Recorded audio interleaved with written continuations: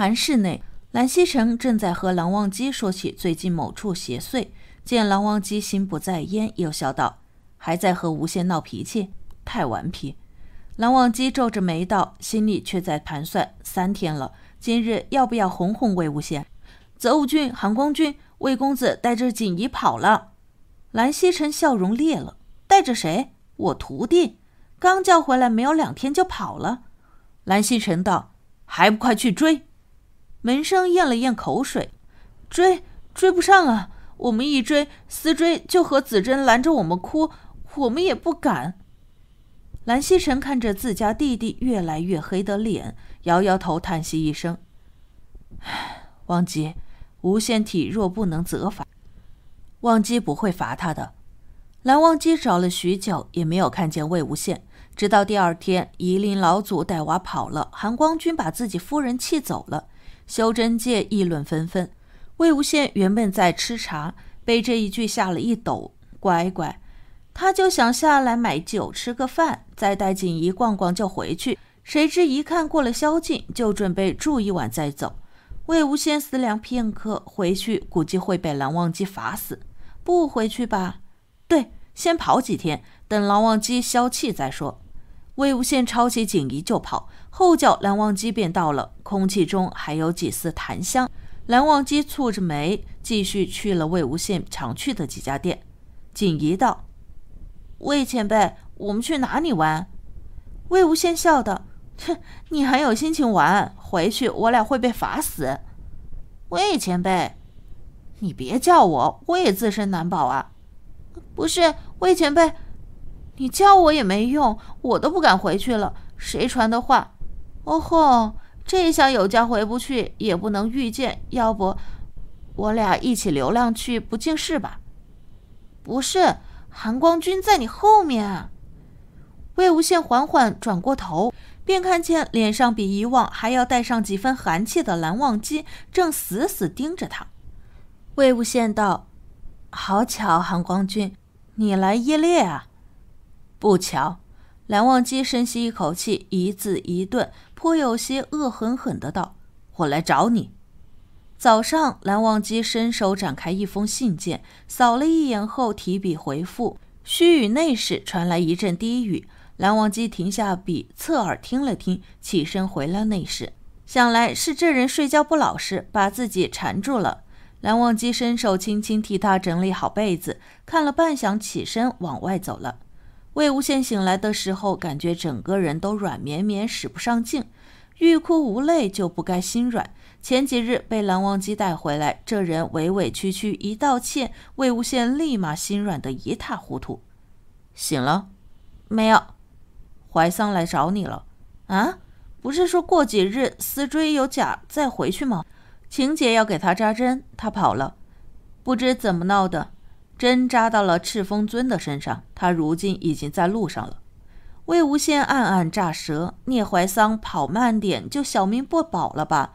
蓝忘机一边和他说话，一边扶着他穿衣服。魏无羡道：“没了。”蓝忘机想了想，他写了封信寄过来，说收到的时候他约摸已经快到了。还有呢？叔父让我带小辈夜猎，你去教紫针花符，他很有天赋。魏无羡一口答应了下来。不知蓝忘机和温情想了什么办法，原本苦苦的药汤也变得清香。魏无羡一连喝了几碗才缓过劲。蓝忘机看向他：“明日走，4日归，不可在树上玩闹，也不许贪凉，按时用饭，还有晴姐新改的药必须。”蓝忘机一边收拾东西，一边一样一样分好魏无羡平日要用的东西，细细嘱咐了许多。魏无羡听得心头滚烫滚烫的，忽然生出一股不舍得。要去4日啊？第2日，蓝忘机走出山门外，魏无羡嘱咐道：“早去早回，注意安全。”好。蓝爹爹早日回来。要听话。走了几步，蓝忘机回头看了看，一身黑衣的魏无羡还在冲他招手。蓝忘机眉眼弯了弯，带头遇见先行，越来越高，底下人影也越来越小。蓝氏仙府一向清静之地，门生说话也是低声慢谈，在这样一个静谧午后，忽然自兰室传来一阵重重的爆破声。魏无羡与聂怀桑一手抱着孩子就往外跑，几人脸上黑了一片，不断喘气。聂怀桑道：完了完了，我大哥之前账还没和我算完，现在还炸了兰室。魏无羡咳嗽2声，大意了大意了，没想到这玩意这么厉害。魏婴，魏无羡猛地一颤，颤颤巍巍回头便看见蓝启仁赶来。聂怀桑与他对视一眼，完了，死定了。蓝启仁看了看兰室，门外还冒着一些烟雾，捂住心脏，指向魏无羡：你还敢炸了兰室？魏无羡道：叔父，那个，我错了。聂怀桑道：先生，我们不是故意的。不是故意的，就是能炸了兰室。有意的，你是不是要炸了云深不知处了？你们俩去藏书阁抄雅正集，抄50遍，抄不完别出来了。魏无羡暗道：去了就不用喝药了。这样一想，魏无羡还是有些开心的。蓝启仁扫他一眼：你的药让人送去喝。蓝曦臣原本在韩室作画，被这一阵响动惊得手一抖，匆匆赶过去，就看见蓝启仁正在指责魏无羡、聂怀桑骂，二人脸上黑一块白一块。3个小朋友睁着眼睛，还没有反应过来。蓝曦臣道：这是怎么回事？